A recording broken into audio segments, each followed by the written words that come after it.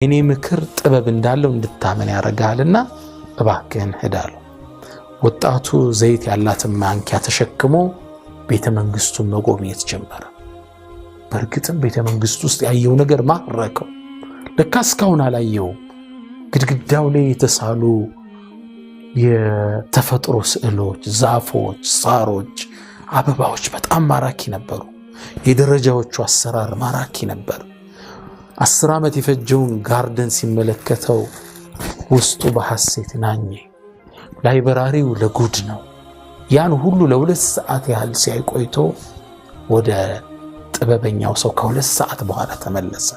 ልክ እንደገባም ለሰውየው ድል ሳይሰጥ መተረክ ጀመረ። ላይብራሪው እንዲህ ነው፣ መንገዱ እንዲህ ነው፣ ደረጃው እንዲህ ነው መተንተን ጀመረ። ጠቢቡ ሰው ትክ ብሎ አዩትና እጅ ላይ እንዳይፈስ አደራ የሰጠው ዘይት የት አላለው።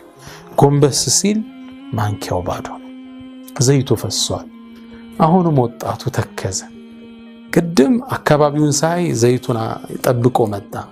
አሁን ደግሞ ሁሉ ነገር ጎሚቶ ዘይቱን ሳይጠብቅ መጣ። ጠቢቡ ሰው ግን በተቃራኒ ፈገግ አለ። ምኑ ሊያስተምረው የፈለገው ነገር ስለተሳካለት። አንተ ወጣት አለው፣ አሁን ትምህርቱን ጨርሰሃል አለው። የህይወትን ጥበብ ልነግርህ ነው፣ አዳምጠኛል። የህይወት ጥበብ ማለት ህይወትን በጥበብ የመምራት ሚስጥር ማለት ህይወትን እያየህ እየተደነክ እየተደመምክ ስትኖር እጅ ላይ ያለን ኃላፊነት አለመርሳት ነው። ህይወት በሁለቱ ባላንስ መሃል ነው የምትኖራል። ልብ አላችሁት ወዳጆቼ? ህይወት ማለት